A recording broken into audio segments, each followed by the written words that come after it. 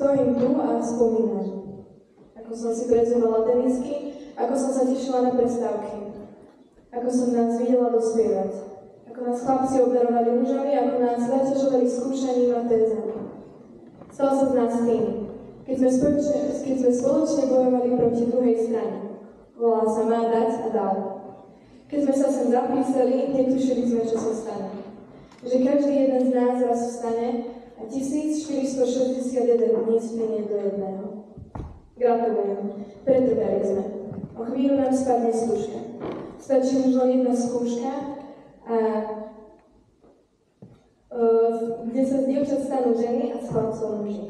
Ale predsa, veď je to len formalita. Hlava hore, niečo sme si predsa odniesli. Okrem priateľstva, stredoškolských hlások, aj to, kam padli Turci.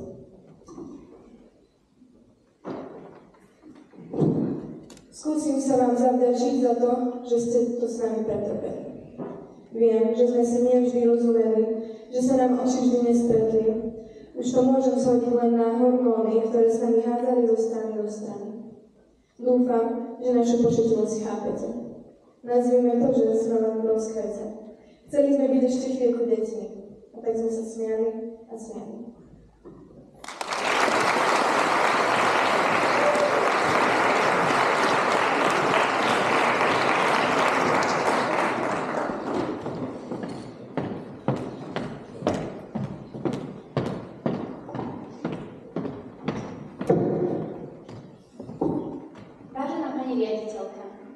Profesorský zbor, drahí hostia a milí spolužiaci. Kedysi dávno, no možno nie až tak dávno, nám v rukách pristála obálka. Nervózne sme ju otvorili a prečítali si tie vytúžené slová. Boli ste prijatí na obchodnú akadémiu. Ako prvú sme cítili hrdosť. Hrdosť, že už sú z nás stredoškoláci. Potom to bola radosť a neskôr snaha. Snaha urobiť dobrý dojem na pani učiteľky, ktoré sme odrazu mali oslovať pani profesorky. Nakoniec sa stal mix pocitov, s ktorým sme sa v septembri ocitli pred bránami školy. Prišli sme do jedného veľkého bludiska, z ktorého každá cesta viedla do spojovacej chodby a s údivom sme rozmýšľali, ako je to vôbec možné. Vtedy 15-roční tínedžeri sa stretli v jednej neznámej budove. Mnoho ľudí s úplne inými návykmi a životmi. V tú chvíľu sa však naše životy spojili. Spojila nás naša obchodná akadémia. A nebolo to len na pár týždňov. Už takmer 4 roky sedíme v spoločných hlaviciach a ťaháme navzájom jeden druhého. Poznali sme sa sotva mesiac, ale za sedenie v školských hlaviciach zmenilo na ležanie v posteliach s počítačom v ruke. Dištančné vzdelávanie bolo veľmi tvrdou skúškou, na ktorú nikto z nás nebol pripravený. Aj keď to bolo pre nás náročné, veríme, že pre vás, učiteľov, to bolo ešte náročnejšie. Rozprávať sa s čiernou obrazovkou počítača, netušiac, či niekto na druhej strane počúva, musela byť pre vás poriadna výzva. Dnes sa už môžeme priznať, že častokrát nefunkčný mikrofón alebo kamera boli len výhovorky, ktorým sme skrývali fakt, že sme sa aj na 4. hodinu pripojili z postele a zašli stále na poli zavretými očami. No až po návrate do školy sme pochopili, o čo sme prišli, ale aj čo skutočne obnáša život a štúdium na obchodnej akadémii, a zrazu nás mikrofón ani kamera nedokázali zachrániť. Štúdium na tejto škole pre nás nebolo častokrát jednoduché, ale vždy sme si vedeli spríjemniť aj tie najnáročnejšie dni. A tým myslím dni, kedy v rozhodu svietilo účtovníctvo. Je krásne, ako to v účtovníctve všetko sedí, no škoda, že účtovníctvo nesedí nám. Môžeme sa tiež pochváliť, že sme prekonali telesnú výchovu bez zlomených kostí. Áno, aj to je úspech. Aj keď priznávame, že to bolo spôsobené najmä tým, že sme viac necvičili ako cvičili. Aktovaroznalectvo. Na to nikdy nezabudneme. Ako sme sa snažili zapamätať si všetky druhy tovaru aj vlastnosti. Aj napriek veľkej snahe pani profesorke sa nám to nie vydarilo. A ako sme teda prechádzali, odpoveď je jednoduchá. Bielošedý polep na laviciach, na ktorom sa obyčajná ceruska stala neviditeľnou. Avšak nič nie je horšie ako neustále meniace sa daňové zákony. Keď sme si mysleli, že sme konečne pochopili, ako funguje taký daňový bonus, zmena zákona nás vrhla späť na začiatok. Je to ako hra na bludisko bez možnosti úniku. A to aj toho daňového.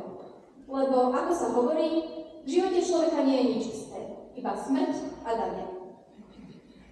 Ekonomika nás asi naučila, že nie všetko je čierno-biele.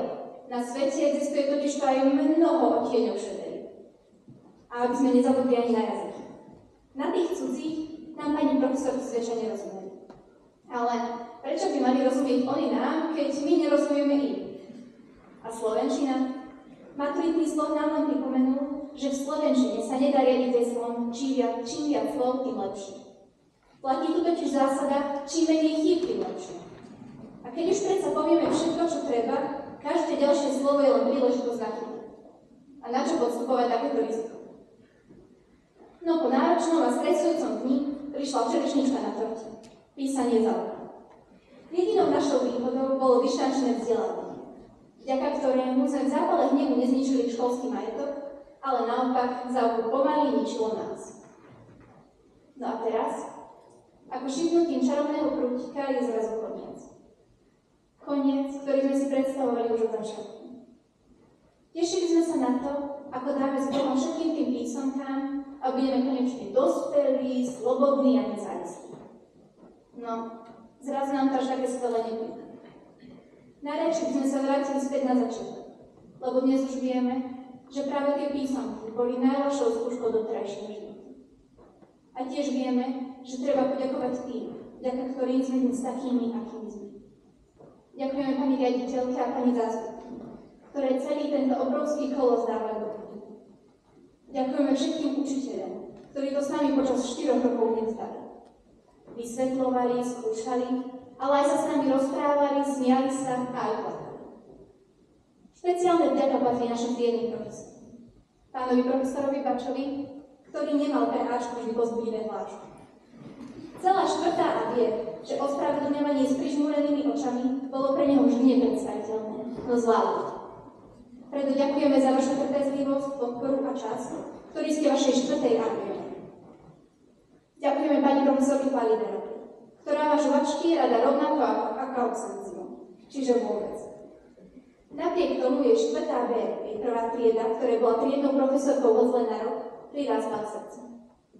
Odhliadnúc od nekončiacich písomiek sú radi, že práve vy ste boli ich najvernejšou podporovateľkou v tom najťažšom ročníku, maturitnom. Nezabudeme však ani na pani profesorku Jarošovu, ktorá si s ním užila prvé 3 roky. Vďaka nej vieme rozdiel medzi AS a SRO a že múku nemôžeme skladovať z kávu. Dúfame, že na nás budete spomínať s úsmevom. V mene celej 4. C sa chcem poďakovať našej triednej pani profesorke Miriam Lepovej, ktorá nás vedela rozosmiať, ale hlavne nakúpiť do zadku pri našej nepretržitej absencii. S čím sa nám veľmi rada a veľmi často vyrážala. Prepáčte.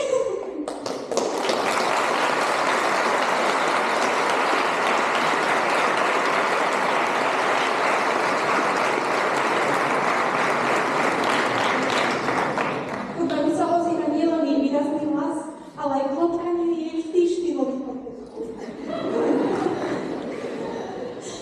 Aj na príbeh hlúpej postave nás vedela dať vždy tú pozornosť, za čo jej patrí veľký obdiv. Pretože len málo kto dokázal v 4. C urobiť takýto poriadok. Aby sme si lepšiu triednu ani len nemohli prijať. Naše dni na tejto škole sa síce končí, no čaká nás ešte dlhá cesta. A vy, čo ste tu svoju stredoškolskú ešte neukončili, verte či nie, aj vy budete chcieť viac času. Viac času na bezstarostný život študenta bez príznakov dospelosti. Odporúčame vám, využite všetko, čo vám kombinácia vášho veku, možností, ale aj príležitosti na obchodnej akadémii ponúka. Nehambite sa učiť sa. Uchopte šanci do vlastných rúk a nebojte sa ísť reprezentovať. Užite si každý veľtrh, exkurziu, súťaž či plavecký. Prežívate chvíle, ktoré už nikdy nezažijete. A o pár rokov to bude to, čomu sa hovorí spomienkový optimizmus. My máme na čo spomínať a sme za to vďační. Obchodná akadémia, zo srdca ti ďakujeme.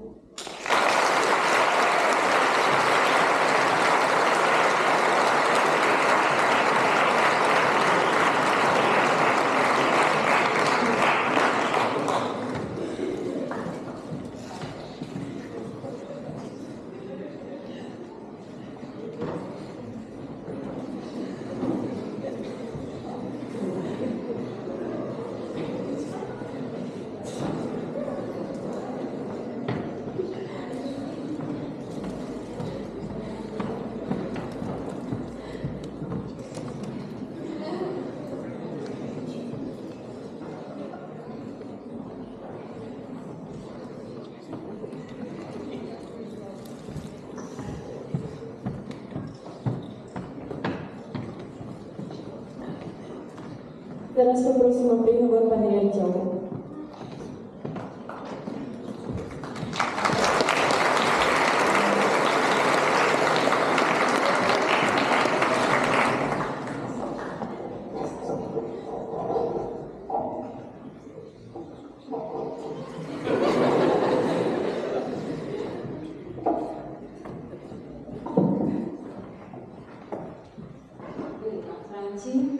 Vážené kolegyne, vážení kolegovia, milí študenti. Tak ako tisíce študentov pred vami, aj my sa dnes v túto slávnostnú a jedinečnú chvíľu lúčite so svojou školou, spolužiakmi a učiteľmi. Známy grécky filozof Epiktetos raz povedal, že iba vzdelaní ľudia sú slobodní. Vzdelanie nám umožňuje slobodne rozmýšľať, dosahovať nové obzory, mať iný pohľad na svet a žiť lepší život. Aká bola vaša púť za vzdelaním? Škola vám od prvých dní otvárala brány poznania. Naučila vás čítať, čím vám umožnila spoznávať a zoznamovať sa s myšlienkami iných ľudí. Dala vám veľa príležitostí osvojiť si vedomosti a zručnosti, či už z odborných alebo všeobecných vzdelávacích predmetov. Škola vám dala vzácny dar písania. A nie len bežného, ale aj 10-prstovou hmatovou metódou. Dala vám schopnosť písať, vyjadriť svoje myšlienky a to je základný prejav slobody človeka. Umožňuje totiž šíriť naše myšlienky do sveta, nechať svoj hlas zaznieť v spoločnosti a prispieť svojou troškou k lepšej spoločnosti a budúcnosti ľudstva. Počas vášho štúdia na obchodnej akadémii Mareka Pravieta ste mali možnosť načerpať nové vedomosti a skúsenosti z rôznych predmetov. Popri teórii ste si vyskúšali svoje poznatky aj v praxi. A čo je veľmi dôležité, získali ste odbornosť. Odbornosť z ekonomiky, účtovníctva, daňovej a odvodovej sústavy, aplikovanej informatiky, práva. Viete spravovať financie a máte mnoho ďalších nevyhnutných praktických poznatkov pre úspešný profesný život. Aj keď sa čas vášho stredoškolského štúdia chýli ku koncu, vaša cesta k vzdelaniu nie je završená.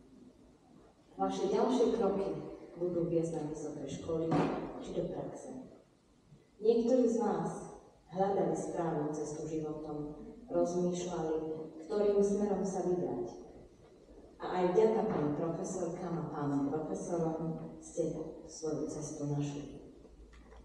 Veľké poďakovanie, ako tu už zaznelo, patrí vašim triednym učiteľom, ktorí viedli a usmerňovali vaše kroky a ktorí vám pomáhali v ťažkých chvíľach spojených nielen so štúdiom. Vďaka patrí všetkým vyučujúcim, ktorí formovali vaše osobnosti, vaše názory a schopnosť správne sa rozhodovať. Milí maturanti, prajem vám úspešne zvládnutú maturitnú skúšku a veľa šťastia do ďalšieho života. Ďakujem.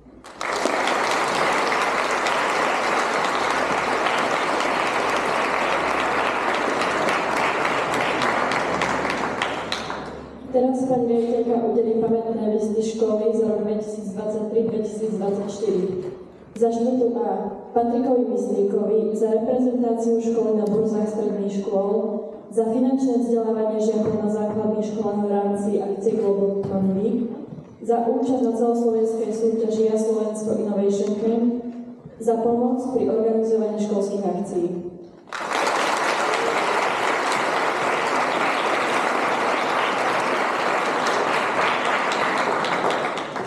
Jakubovi Tomášovi za reprezentáciu školy na burzách stredných škôl, za finančné vzdelávanie žiakov na základných školách v rámci akcie Global Money Week, za účasť na celoslovenskej súťaži Ja Slovensko Innovation Camp, za pomoc pri organizovaní školských akcií.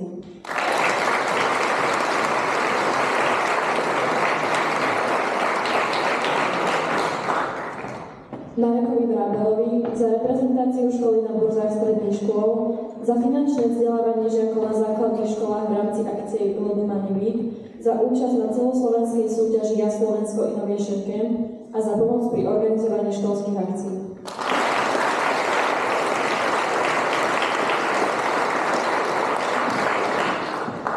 Dávidovi Bartovi za reprezentáciu školy na burzách stredných škôl, za finančné vzdelávanie žiakov na základných školách v rámci akcie Global Money Week, za účasť na celoslovenskej súťaži Ja Slovensko Innovation Camp a za pomoc pri organizovaní školských akcií.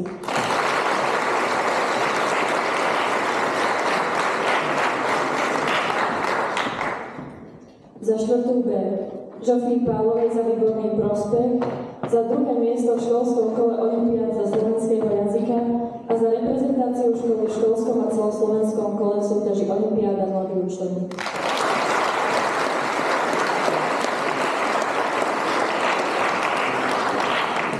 Viktórii Mackovej za výborný prospech a reprezentáciu školy v školskom a celoslovenskom kole v súťaži olympiády mladí učení.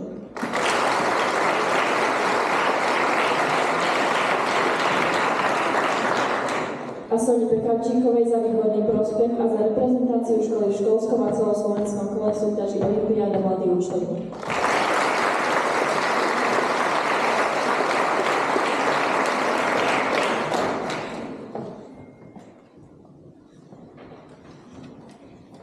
Za štvrtú C. Kristýne Račekovej za výborný prospech, za účasť v celoštátnom kole Sárova Bystrica, za reprezentáciu školy a moderovanie školských akcií, za účasť na olympiáde zo slovenského jazyka a za účasť na súťaži záustov v spolupráci s Federáciou Interstem.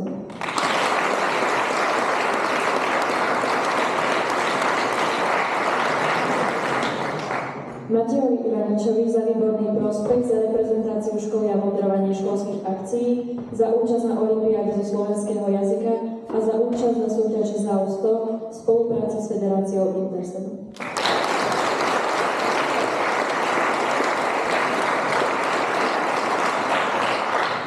A Zuzane Drozdovej za výborný prospech, za účasť na olympiáde zo slovenského jazyka, za finančné vzdelávanie žiakov na základných školách v rámci akcie Global Money Week a za účasť vo finále súťaže Môj projekt.